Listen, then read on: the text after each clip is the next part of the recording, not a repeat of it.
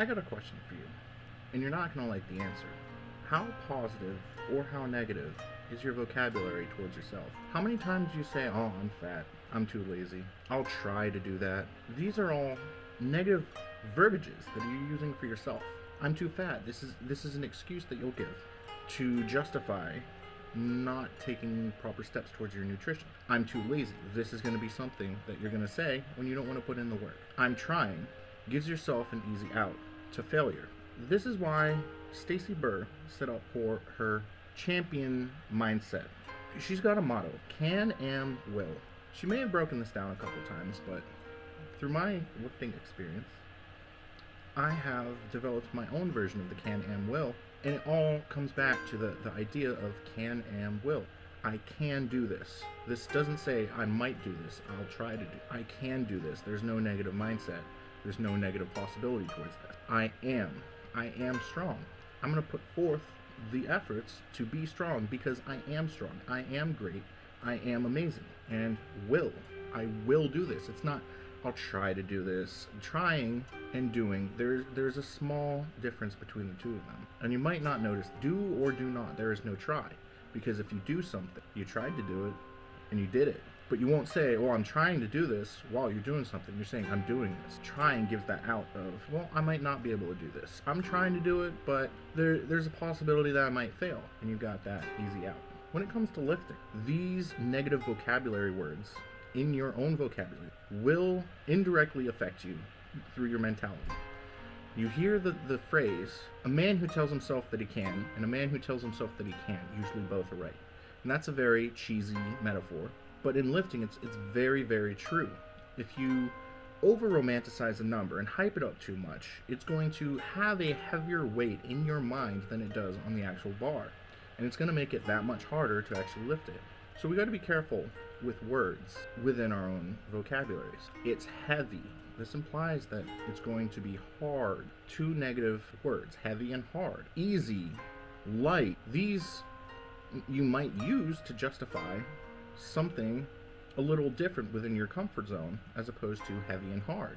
When you get rid of these fluffy verbs, these fluffy adjectives that describe possible weights on a bar, it doesn't become hard, it doesn't become easy, it becomes 500 pounds, 700 pounds. But to do this, you have to derange your own view on your own reality. And that's very difficult to do. Most probably won't be able to do it, but if you're willing to do the work, it can come out positively. So let me give you an example. How comfortable are you while using spotters? Now, I'm talking about on squats. You've got back spotter and side spotters, right? You're going for a PR. You're nervous. What do those spotters represent to you? Those spotters are going to represent an option towards failure. You will be more comfortable failing with a safe out.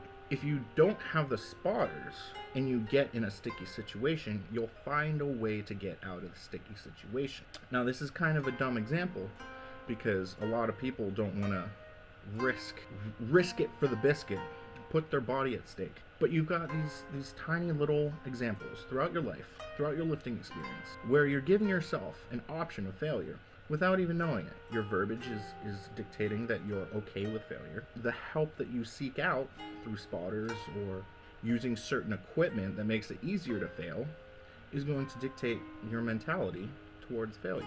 Do you want to fail? Probably not. But are you taking steps towards allowing failure into your lifting procedure? Now, I'm not saying when you put 100% on the bar to not use spotters, because that's a little dangerous. I'm saying, how well do you trust your spotters? If you trust your spotters full and outright, you're going to feel comfortable failing. Now, what I do on meet day is I'll give the spotters shenanigans. I'll walk up to the bar with 900, 1,000 pounds on the bar and be like, hey guys, you guys can go. I got this. Go get a snack. Go get some coffee. Don't worry about it. I got it. And what does this say? What does my body language dictate when I speak these words? It's telling everyone that I have an air of confidence. I'm walking the walk, I'm talking the talk, and I'm embodying the air of confidence that I'm going to need to successfully lift. So I do have that option of failure with the spotters there, but I'm approaching it as if they're not there.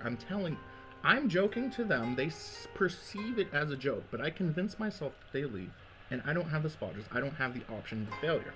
I don't trust 90% of the spotters at meets. I even had a spotter once say, "Please, dear God, get this squat. I don't want to have to deal with it." And I said, "Oh, trust me, I'm getting it." So the moral of this video is, what does your verbiage, what does your body language dictate towards your opinion of yourself, your confidence level, and your comfortability with failure? Are you allowing yourself to talk down on yourself negatively, saying that you're fat and lazy, saying that, essentially giving yourself verbiage and opinions on yourself that are allowing you to not be the best possible yourself? Are you taking steps, both physically and mentally, towards weeding out your perceptions of failure? I have never failed a squat. I have never failed a squat because I don't know how to fail a squat. I don't know how to bail on a squat. Learning how to safely bail on a squat gives me that comfortability and gives me that avenue towards failure. I don't know how to do that, so I don't. Are you doing things that will make you more comfortable with failure, or are you putting yourself in uncomfortable situations that will require success and confidence for yourself to become your own inner champion? Thanks for watching. Like, comment, subscribe. Let me know what you're doing to increase your success rate.